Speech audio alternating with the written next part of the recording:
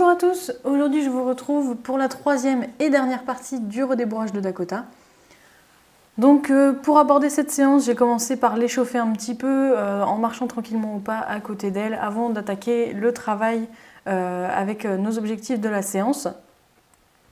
Donc sur cette séance-là, du coup, je considère que c'était la dernière séance de redébourrage puisque c'est la séance où je suis réellement remontée à cheval et où j'ai fait une petite détente derrière.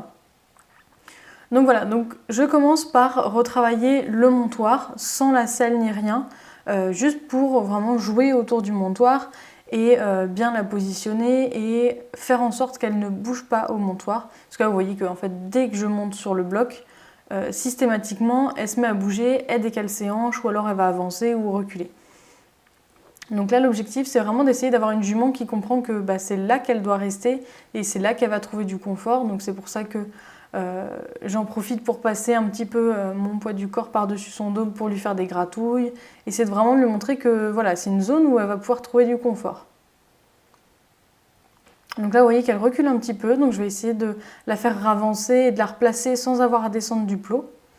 Donc vous voyez que c'est un petit peu compliqué parce qu'elle bouge pas mal. Et du coup, je suis obligée de redescendre du plot pour la replacer correctement.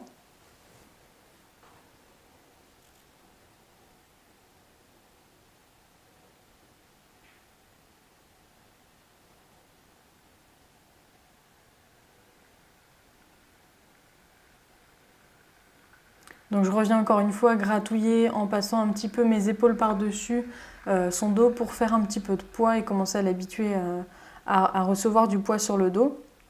Je vais sautiller un petit peu sur le bloc aussi. Je vais monter ma jambe comme si j'allais mettre le pied à l'étrier. Voilà, je vais faire un petit peu tous les gestes qu'on va pouvoir reproduire au moment où on va réellement monter pour pouvoir l'habituer et vérifier qu'il n'y a pas de souci avec ça.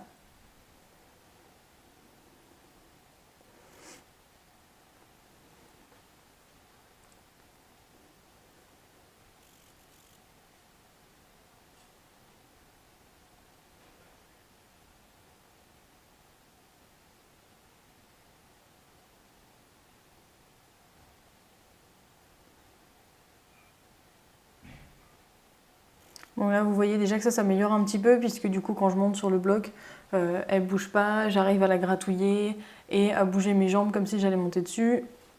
Et ma jument reste immobile pour l'instant.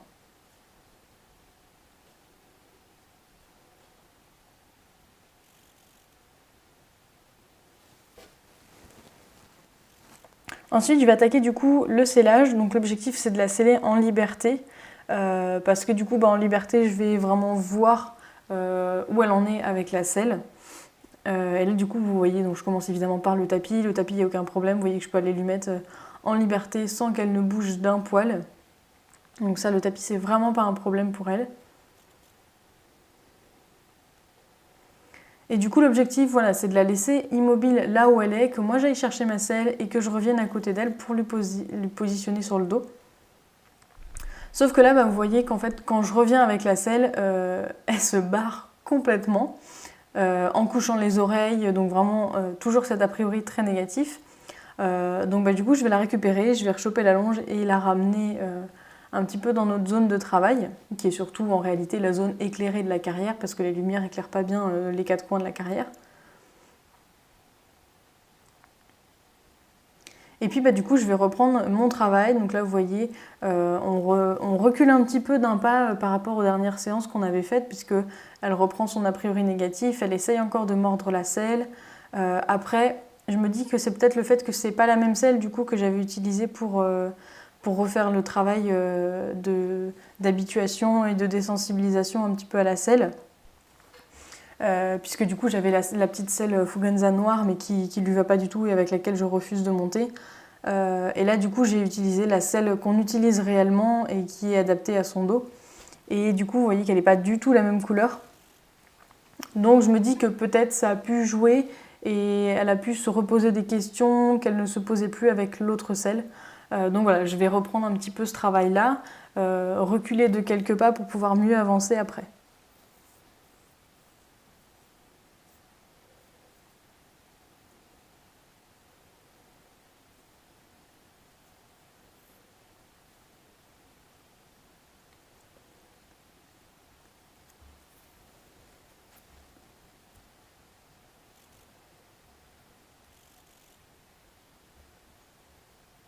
Donc là, vous voyez, encore une fois, elle essaye de mordre la selle. Elle est vraiment pas confortable avec cette selle qui est à côté d'elle. Vous voyez qu'elle gesticule pas mal, elle a du mal à rester immobile avec moi.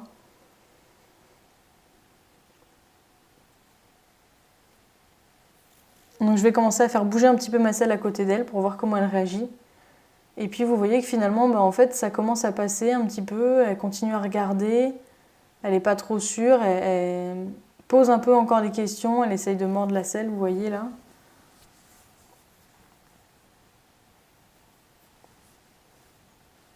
Bon, moi je suis un petit peu en galère parce que cette selle est assez lourde. Parce que c'est une selle qui était très grande. C'est une 19 pouces.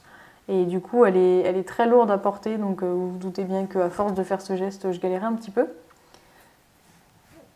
Mais voilà, du coup, petit à petit, on revient à une jument qui va de mieux en mieux tolérer la selle.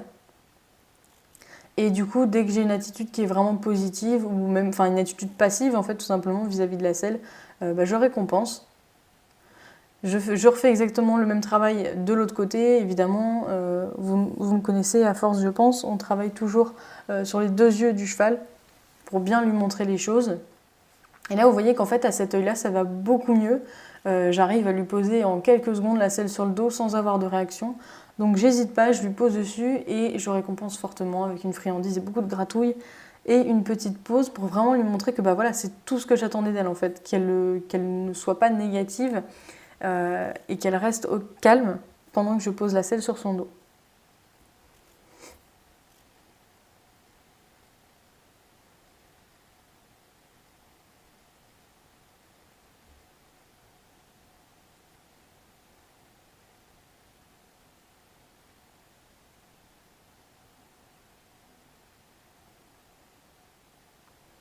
Et puis du coup, d'avoir travaillé sur l'autre œil, vous voyez que quand je rechange à nouveau d'œil, et là, ça se passe beaucoup mieux. C'est toujours un petit peu le travail qu'on fait entre le cerveau qui réfléchit et le cerveau qui agit. Mine de rien, en fait, ça aide beaucoup de travailler comme ça sur les deux côtés. Parfois, ça peut vraiment débloquer une situation. Et je pense que ça a vraiment été le cas ici. Donc ensuite, je vais aller chercher ma sangle et du coup, commencer à travailler sur le sanglage. Donc là, j'attache tout simplement la sangle au premier sanglon de ce côté-là. Donc pour elle, rien de bien compliqué puisque la sangle ne passe pas du tout sur son ventre et ne la touche pas, donc pas de réaction. Ensuite, je vais aller chercher ma sangle et là, vous voyez qu'en fait, elle ne touche pas du tout son ventre, mais elle commence déjà un petit peu à se fâcher. Donc en fait, moi, je vais tout simplement garder la sangle comme ça sans la toucher et attendre qu'elle revienne dans une attitude plus positive. Et puis je vais venir ensuite gentiment mettre la sangle au contact, puis relâcher et remettre la sangle au contact et relâcher jusqu'à ce que j'arrive à sceller gentiment la jument. Une fois que la selle est positionnée et que ma jument est sanglée, je vais reprendre le travail sur le montoir. Donc là forcément, comme j'ai ajouté la selle, elle sait très bien ce qui va se passer derrière, donc elle va remettre un peu plus en question le travail du montoir. Donc là, vous voyez bien évidemment que je m'y prends sur le mauvais pied, mais c'est juste pour faire le travail de, voilà, je mets mon pied à l'étrier et je mets un petit peu de poids dans l'étrier pour faire bouger la selle.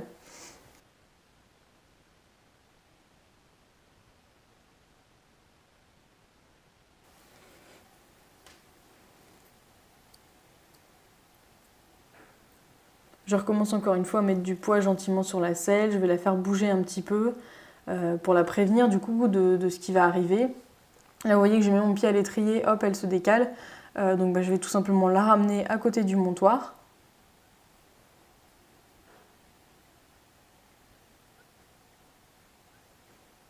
Donc là, en fait, je lui demande de se repositionner et madame décide en fait de se planter les quatre pieds dans le sol et de ne plus bouger d'un pouce. Donc je vais revenir pour la faire bouger un petit peu en me fâchant un peu. Parce que ça, par contre, c'est des bases de travail à pied qu'elle a parfaitement acquises. Et du coup, je n'accepte pas en fait qu'elle ne réponde pas à ce que je lui demande en restant plantée là comme ça.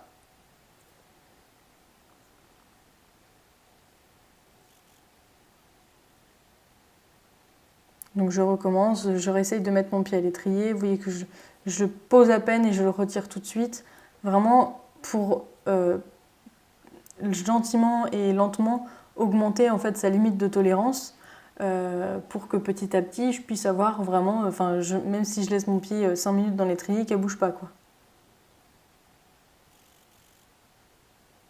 Voilà, là vous voyez qu'elle s'est posé la question, elle a hésité à y aller et finalement elle change d'avis, elle reste avec moi et donc du coup tout de suite j'enlève mon pied de l'étrier et je récompense.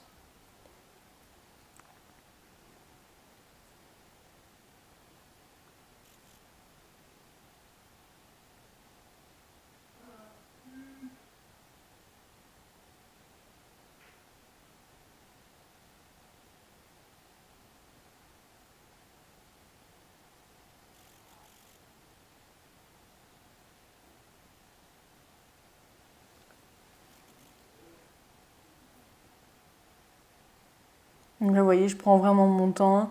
J'ai bien mis mon pied dans l'étrier. Je vérifie que vraiment elle est confortable, qu'elle ne bouge pas. Et quand je sens que c'est le bon moment, je me mets en selle et j'essaie d'atterrir le plus délicatement possible. Et ce que j'ai juste après, c'est quelque chose que je veux absolument avoir. C'est un cheval qui ne bouge pas une fois que j'ai mis mes fesses dans la selle, en fait, puisqu'il y a beaucoup de chevaux qui, à peine on a les fesses posées, sont déjà partis. Donc j'hésite pas à donner de la friandise à ce moment-là parce que c'est quelque chose qui était difficile pour Dakota. Aussi bien le montoir que rester immobile après que je sois montée. Donc voilà, je la récompense vraiment fortement pour vraiment lui signifier que c'était ça ce que j'attendais comme réponse.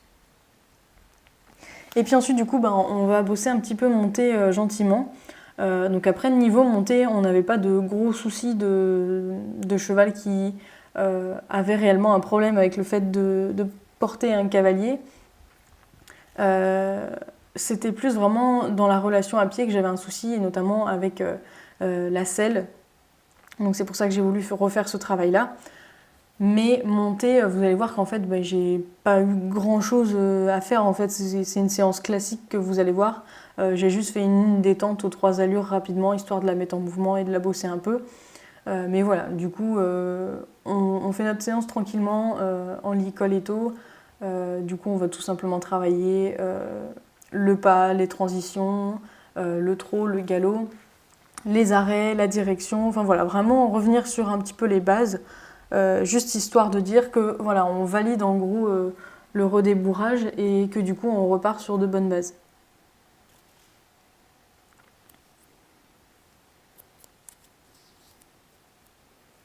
Vous voyez, au pas et au trot, j'ai aucun souci notable, si ce n'est après, bon ça c'est du peaufinage dans le travail.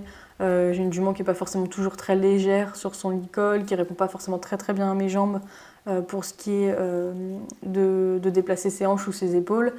Pour ce qui est du mouvement en avant, j'ai aucun souci, j'ai une jument qui est très répondante. Au niveau du frein, ça répond plutôt pas mal, c'est pareil. Mais voilà, après tout ça c'est des choses qui se peaufinent avec le travail et qui sont absolument pas liées au redébourrage.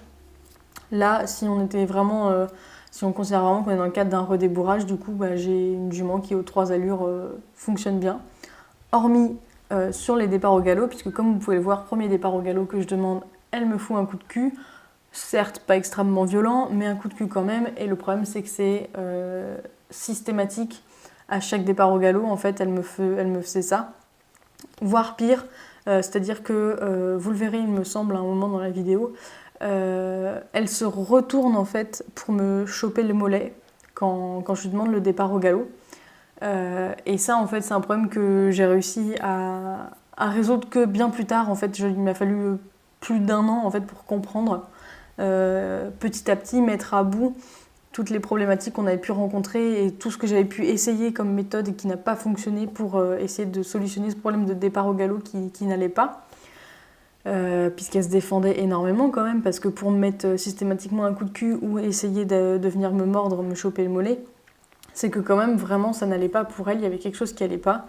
Et du coup moi j'ai beaucoup cherché très très longtemps et ça a été vraiment très long et très difficile pour moi de me dire que au bout d'un moment, enfin, je n'arrivais pas à trouver ce qui allait pas, quoi.